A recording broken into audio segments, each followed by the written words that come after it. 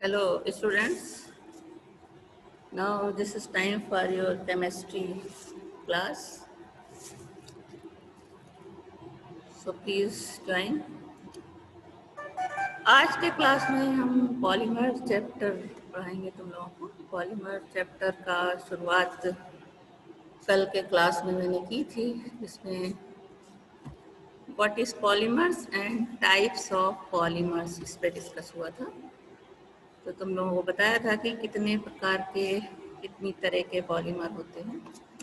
आज हम पॉलीमर बनने का प्रोसेस, मेथड ऑफ प्रिपरेशन या मेथड ऑफ पॉलीमराइजेशन किस तरह से होता है, इस बारे में हम तुम लोगों से डिस्कस करेंगे।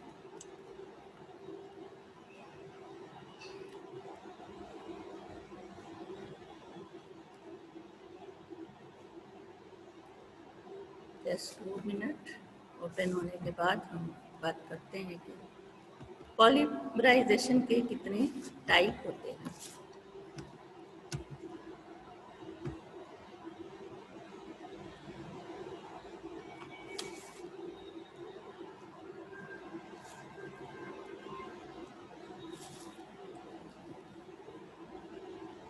Hello, now join immediately.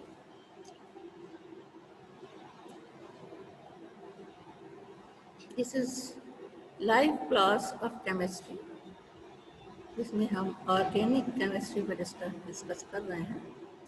Polymer के बारे में पिछले क्लास में बता चुके हैं। आज टाइप्स ऑफ पॉलीमराइजेशन, इस पर हमें डिस्कस करना है।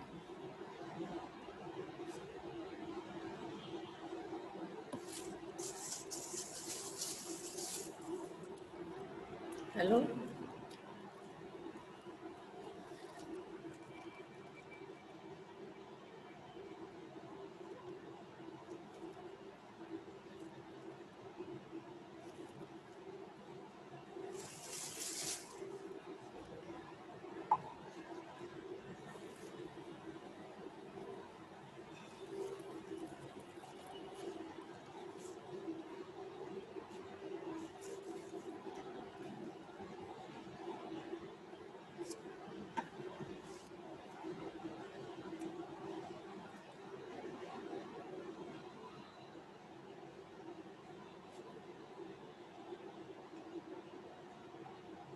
नेट यहाँ पे काफ़ी स्लो है, जिसकी वजह से खुलने में टाइम लगा।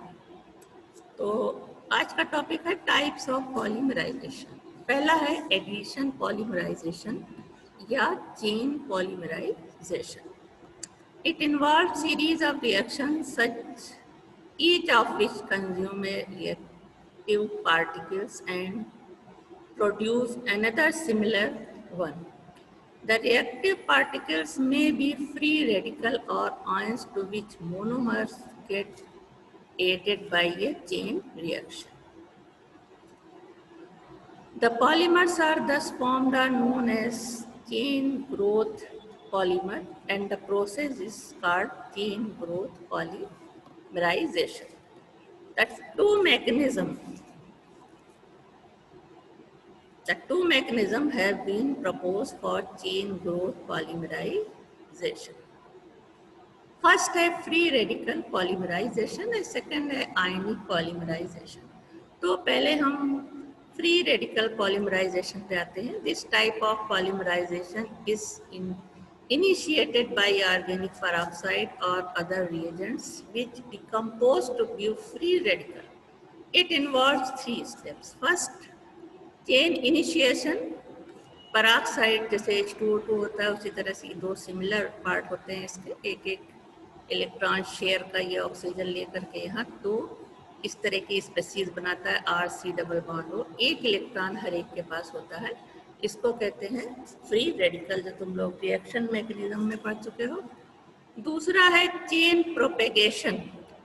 Free radical adds to an alkene molecule to form new free radical. अब ये जो यहाँ पे फ्री रेडिकल बनता है, वो जो चेन प्रोपेगेशन स्टेप होती है, उसमें जो मोनोमर मॉलिक्यूल है उसके साथ ये अटैच होकर के नया फ्री रेडिकल बनाता है। फिर ये फ्री रेडिकल अगले मॉलिक्यूल्स के साथ जुड़ करके फ्री रेडिकल बनाता है। तो इस तरह से ये चेन जुड़ती चली जाती है और पॉलीमर का ये स्टेप कहलाता है चेन प्रोपेगेशन।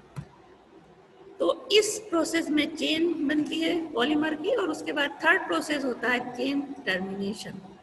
तो टर्मिनेट करती है यहाँ पे जो चेन बनी है तुम्हारी, एन इसको दिखाते हैं क्योंकि इनफाइनाइट नंबर होता है जो मोनोमर यूनिट होती है, और ये जुड़ करके आपस में पॉलीमर बनाते हैं। ये प्रोसेस कहलाता है chain termination. The chain reaction comes to terminate when two free radical chain combine. Now second polymerization is ionic addition polymerization. In this polymerization, cations or anions attack on monomeric unit to form intermediate cations or anions. This mechanism are of two types. Cation और ion में cation और anion दो होते हैं। तो पहला polymerization है cationic polymerization.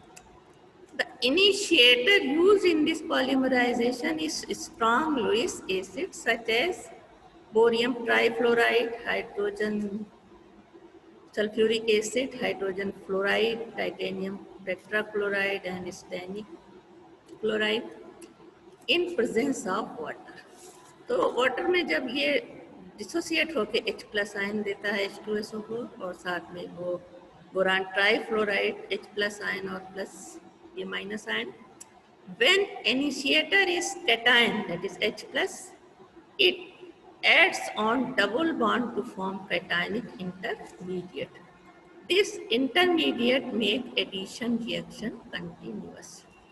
Anion वहाँ प्रोड्यूस हुए वाटर में, आयन प्रोड्यूस हुए that is cation H plus. ये मोनोमर यूनिट यानी एथीन से इस तरह से जुड़ करके कार्बोकैटायन बनाता है।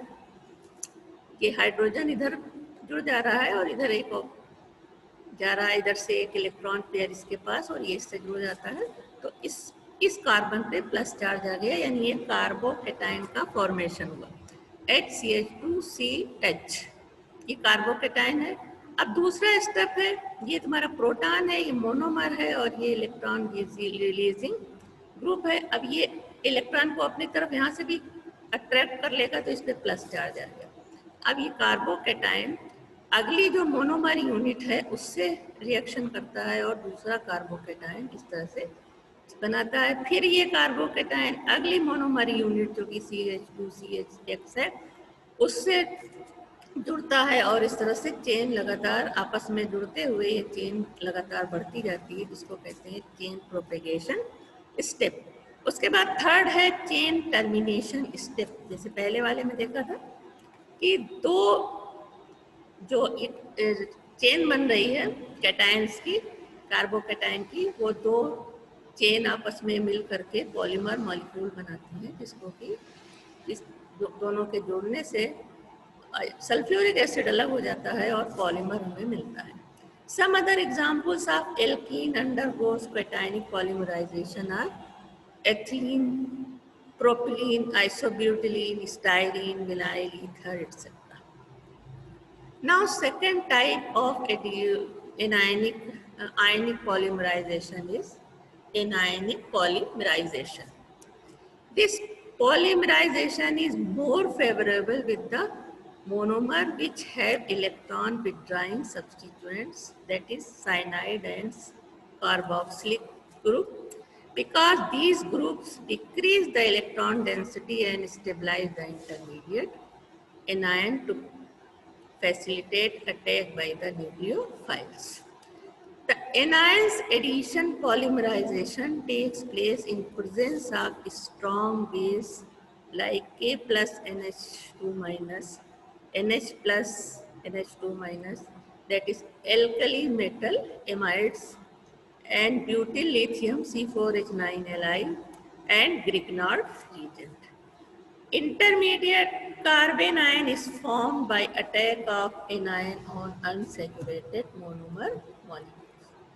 Now step first chain initiation step, जो यहाँ पे ये कैटायन है, इससे रिएक्ट करता है मोनोमर से और बनाता है कार्बेनाइन। कार्बन पे यहाँ पे जब माइनस चार्ज होगा तो वो कार्बेनाइन कहलाएगा। के प्लस ये आगे तो चेन प्रोपेगेशन स्टेप में ये अलग हो जाता है। सेकेंड स्टेप है चेन प्रोपेगेशन स्टेप। ये जो तुम्हारा एनायन बना ये अगले जो मोनोमर यूनिट है उससे रिएक्शन करेगा और अगला कार्बेनाइन बनाएगा। उसके बाद इस कार्बेनाइन से फिर ये कार्बेनाइन फिर से जो मोनोमर यूनिट है CH2 CH उससे अटैच करके, तो इस तरह से ये लगातार चेन बढ़ती चली जाएगी। ये स्टेप कहलाता है चेन प्रोपेगेशन स्टेप। उसके बाद है चेन टर्मिनेशन स्टेप। जैसे पहले वाले प्रोसेस में देखा था, जो इंटरमीडिएट बना ये क्या कहलाएगा, intermediate कार्बेनाइन plus anion. Intermediate anion जो कि ये तुम्हारा कार्बेनाइन बनता जा रहा है, चेन प्रोपेगेशन होता जा रहा है और चेन लंबी होती जा रही है। अब ये कैटायन जो यहाँ पे था इससे रिएक्शन करेगा और टर्मिनेशन हो जाएगा चेन का, यानी जुड़ करके आपस में चेन फाइनली पॉलीमर बनाएंगे। Some common examples of monomers undergoing anionic addition polymerization are acrylonitrile, styrene, vinyl chloride, and methyl acrylate. Now, second type of polymerization is condensation or step growth polymers. It involves a series of reactions and of which is independent of the preceding one. This polymerization proceeds by stepwise intermolecular condensation with one loss of simple molecules like H2O, NH3, HCl, and does not depend upon chain carrying free radical or ion. The process of step growth polymerization, step first में A plus B दो monomer है, दोनों condense होते हैं first step में, A B बनाते हैं।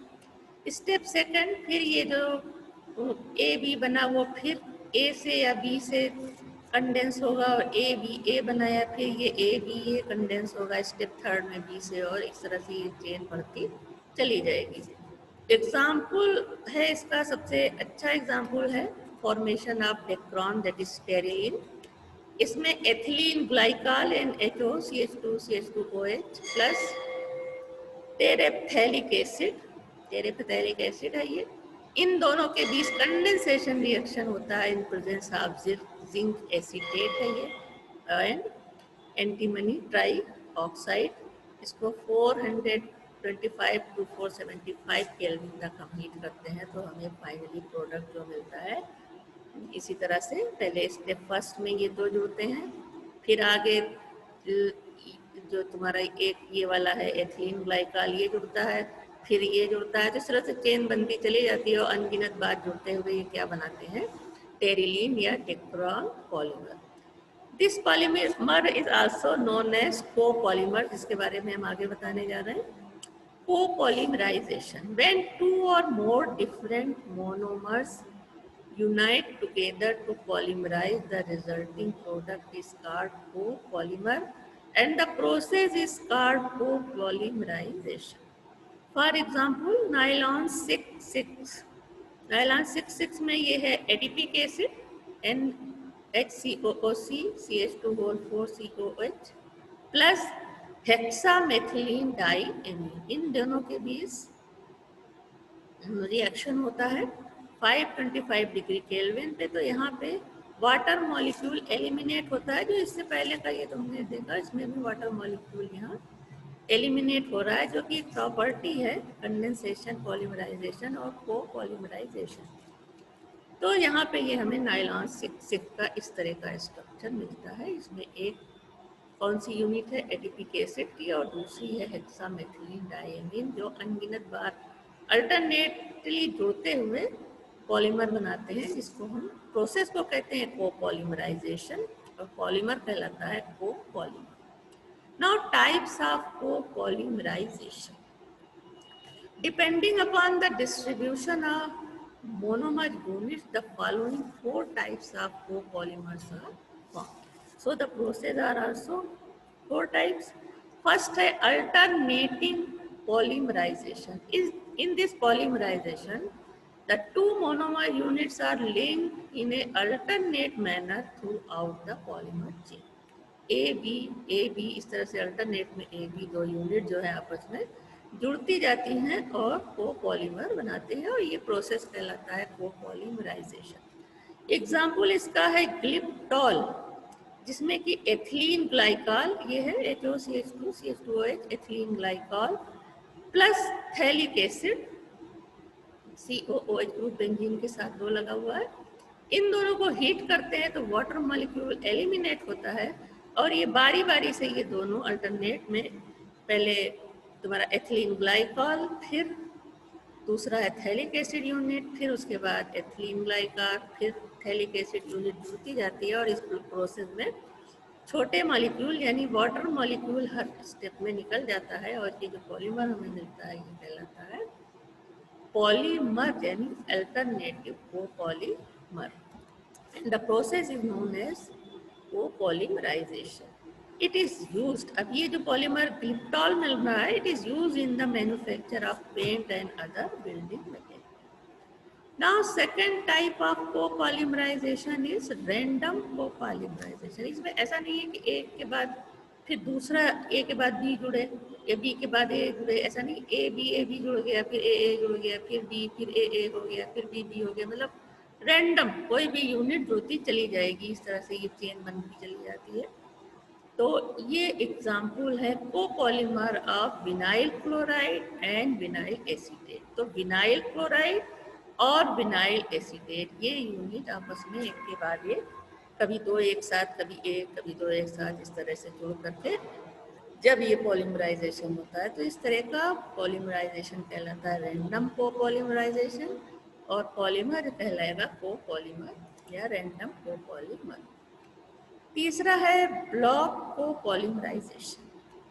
In these types of polymerization, blocks of one type of monomer units alternate with block of the another type of monomer. जैसे ये ब्लॉक बनाया, बी कई बार जुड़ गया, फिर ए कई बार बन जुड़ गया, तो ये ब्लॉक ऐसा बन गया, फिर बी जुड़ गया, फिर ये सब आपस में जुड़ करके पॉलीमर बनाते हैं जिसे हम ब्लॉक कोपॉलीमर कहते हैं और प्रोसेस कहलाता है block कोपॉलीमराइजेशन। Black copolymer can be prepared by initiating the radical polymerization of one monomer to anion. यहाँ पे एग्जाम्पल है कोपॉलीमराइजेशन का दिया हुआ है, जिस तरह का अभी बताया। ये क्या, ethyl 2 bromo propionate in presence of CuCl anisole at 80 degree पे बनता है। तो ये एक ब्लॉक हो गया, ये पहले जुड़ करके आपस में मैक्रो इनिशिएटर बनाते हैं, फिर ये आपस में जुड़ करके इस तरह से डाई ब्लॉक यानी दो तरह के इस तरह से यूनिट जुड़ती जाती है। ये अलग यूनिट है और ये अलग यूनिट है, आपस में जुड़ करके ये कोपॉलीमर बनाते हैं। क्योंकि दो तरह की यूनिट है इसलिए ये डाई ब्लॉक पॉलीमर कहलाते हैं। और इसी तरह से ये जब आपस में जुड़ के लंबी चेन बनाते चले जाते हैं तो फाइनली हमें क्वार्टरी अमोनियम फंक्शनलाइज्ड डाई ब्लॉक पॉलीमर मिलता है।